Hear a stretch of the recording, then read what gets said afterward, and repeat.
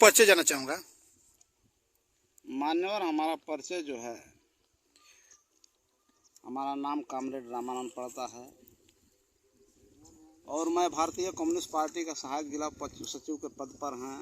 और इस समय वर्तमान समय में चिलिखर ब्लॉक के अंदर ग्राम पंचायत बनसरी है, जो गढ़वार थाने के बगल में है, वहाँ का ग्राम प्रधान भी है। यही हमारा परिचय। देखा जाए कि प्रधानी को लेकर 4 साल बीत गया है, 50 साल चढ़ा है, क्या क्या विकास किए हैं आप ग्राम सभा का?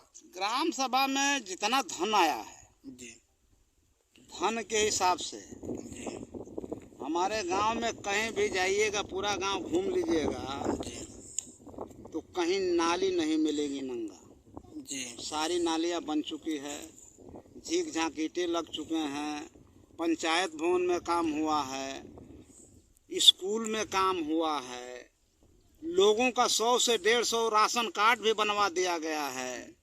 जबकि राशन कार्ड के अभाव में यहाँ लोग तड़पते हुए नजर आ रहे थे। मैं जब चुनाव लड़ रहा था जी, तो पब्लिक का पहला इशू था कि भाई हम लोग वोट किस मुद्दे पर दें, हम लोगों की बतिया कोई नहीं सुनता है, राशन कार्ड हमारे पास नहीं है। जी, हमने वादा किया कि ठीक है चुनाव हारेंगे वरना जीतेंगे, इससे कुछ बहुत बड़ा बहस नहीं है। जी, लेकिन चुनाव अगर नहीं भी निकलेगा हमारा, फिर भी आप लोगों का राशन कार्ड बनवा देंगे। क्योंकि चुनाव निकल गया जी, और चुनाव निकलने के बाद 100 से 125 150 तक मैंने अधिकारियों पे दबाव बना करके, जी, वो क्या कहते हैं, रसड़ा आपूर्ति अधिकारी, दबाव बना करके यहाँ तक आपूर्ति अधिकारी कह डाला मुझसे जी, कि क्या गारंटी है कि आप प्रधान हैं। मैंने कहा बात तो सही है भाई, मेरे माथे पर तो प्रधान शब्द लिखा नहीं हुआ है, लिखा नहीं है, जी, लेकिन आपके माथे पर खाद्य रसड़ा आपूर्ति अधिकारी लिखा है। और मैं यहाँ बैठ रहा हूँ, यहाँ से उठिए आप जाइए, पहले हमारे इलाके के अंदर हमारे नाव पे चर्चा पर्चा कर लीजिए, उसके बाद तब आइएगा, हमसे बातचीत कीजिएगा, तब हम जाएंगे।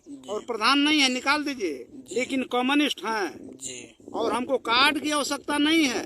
आप मेरा कार्ड मत बनाइए, फाइल रखे रहिए, हम जा रहे हैं।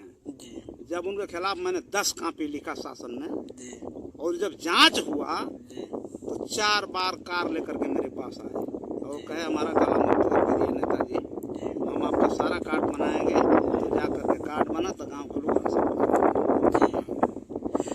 देखा जाए कि आवास को लेकर आवास को लेकर के एक तरफ मीडिया में प्रचार किया जा रहा है जी, मोदी और योगी सरकार द्वारा, हाँ, कि जिनके पास बाइक है, वो फ्रिज है, कूलर है, हाँ, साधन संपन्न कुछ लोग हैं, मध्यम वर्गीय लोग, उनको भी आवास मिलेगा। तो आप जनता के बीच मीडिया से प्रचार तो कर दे रहे हैं, सही बात है, और जमीन पर ये सीधा उतर रहा है।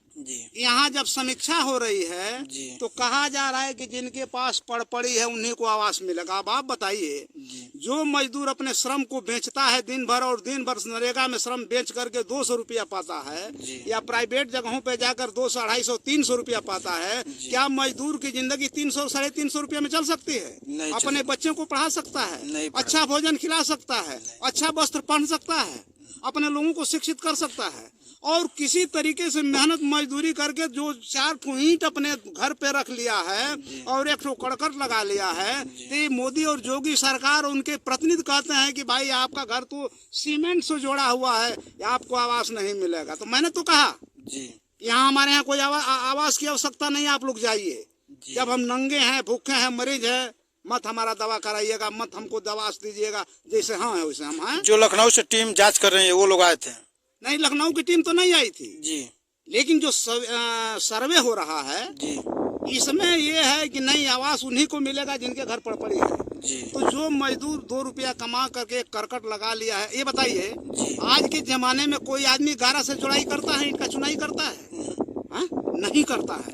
तो आदमी जब सीमेंट से ईंट की चुनाई करता है तो उसको आप देश के उद्योगपति और पूंजीपति का दर्जा दे रहे हैं, तो आपका कैसा विकास है और कैसा सबका समान विकास की बात आप करते हैं? भाई ये किस किस्म का विकास है? जी, ये तो विनाश माना जाएगा ना। जी, ये विनाश माना जाएगा। 230 रुपया में कितना मजदूर आप खोज लें ग्रामीण अंचलों के अंदर?